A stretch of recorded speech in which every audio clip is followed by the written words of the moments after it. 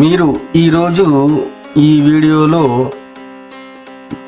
దసరా పండుగ ఎందుకు జరుపుకుంటారు, విజయదశమి చరిత్ర ఏంటి, నవరాత్రుల చరిత్ర ఏంటి అనే విషయం గురించి మీరు ఈ వీడియోలో తెలుసుకోబోతున్నారు.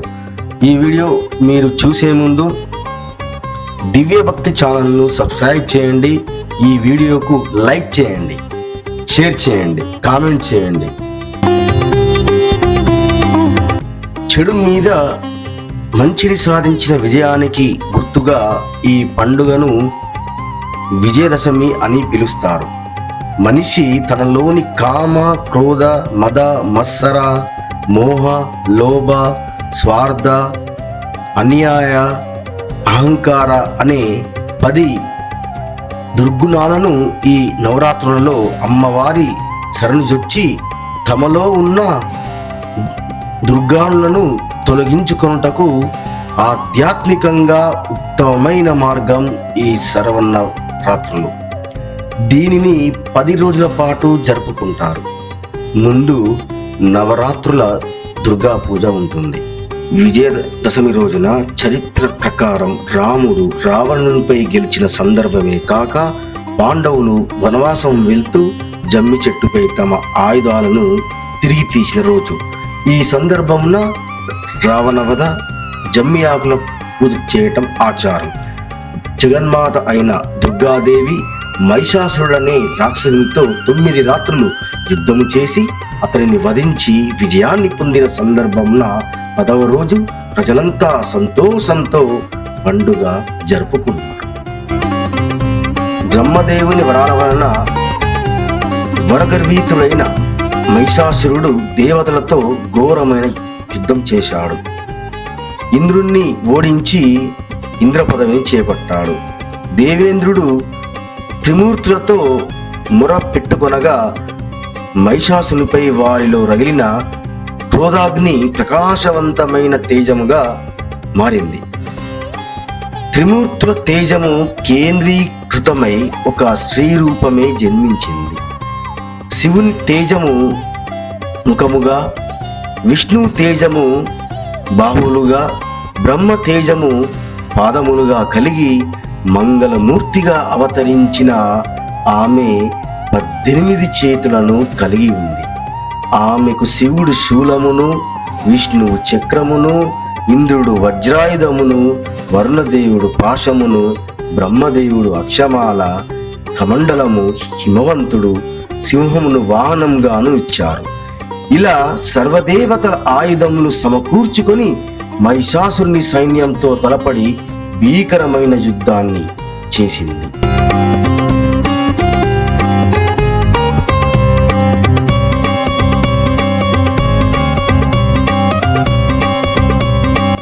మహిషాసురుని తరపున యుద్ధానికి వచ్చిన ఉదద్రుడు, మహాహనుడు, అశిలోముడు, భాస్కరుడు, విడాలుడు మొదలైన వారిని సంహరించిన తరువాత మహిషాసురునితో తలపడింది.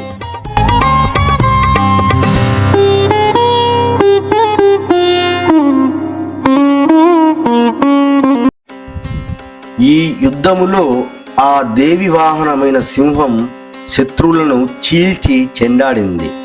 దేవితో తలపడిన అసురుడు మహిషి రూపము, సింహరూపము, మానవ రూపంతో భీకరంగా పోరు.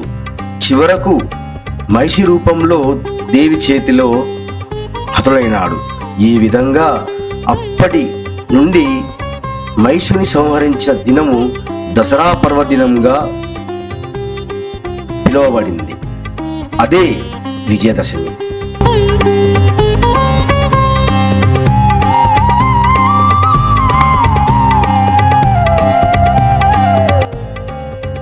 విజయదశమి రోజే సమి పూజ కూడా నిర్వహిస్తారు.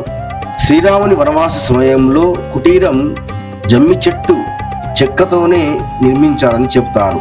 శమి అంటే పాపాలని, శత్రువుల్ని నశింపజేసేది. పంచపాండవులు అజ్ఞాతవాసానికి వెళ్లే ముందు తమ ఆయుధాలని సమి చెట్టుపై పెట్టడం జరిగింది. సామాన్యులే కాక యోగులు నవరాత్రులలో అమ్మవారిని పూజిస్తారు. ఆలయాలలో అమ్మవారికి విశేష అలంకరణలు చేసి పూజిస్తారు. దసరా పండుగ అంటే విజయదశమి పండుగ. ఆ విజయదశమి పండుగకు రెండవ చరిత్ర కూడా ఉంది. రామాయణం ప్రకారం రావణుడు సీతమ్మను అపహరించి లంకకు తీసుకువెళ్ళాడు. శ్రీరాముడు తన తమ్ముడు లక్ష్మణుడు, హనుమంతుడు మరియు వానరసేన సహకారంతో లంకపై దాడి చేశాడు. 9 రోజుల పాటు రాముడి సైన్యం మరియు రావణుడి సైన్యం మధ్య యుద్ధం కొనసాగింది. చివరగా 10వ రోజు రావణుడిని సంహరించి సీతమ్మకు విముక్తి కలిగించాడు.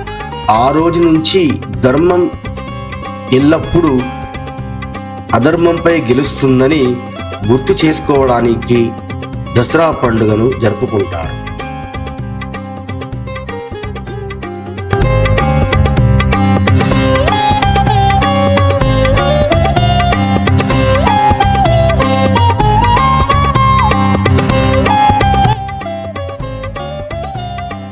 ఈ రెండు కథలు మనకు ఒకే సందేశాన్ని ఇస్తాయి. అది ఏమిటంటే సత్యం మరియు ధర్మం ఎప్పటికీ నిలిచిపోతాయి. అసత్యం మరియు అధర్మం ఎంత శక్తివంతమైనా ఆ చివరికి నశిస్తాయి. విజయదశమి జరుపుకోవడం ద్వారా మనం ఈ విలువలను గుర్తు చేసుకుంటాం. ఆ రోజున అనేక ప్రత్యేక ఆచారాలు ఉంటాయి.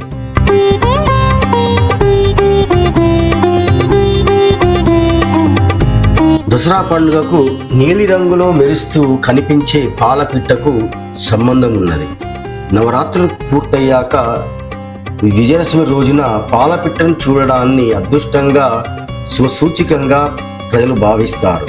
ఎందుకంటే దసరా అంటేనే చెడుపై మంచి సాధించిన విజయానికి గుర్తు.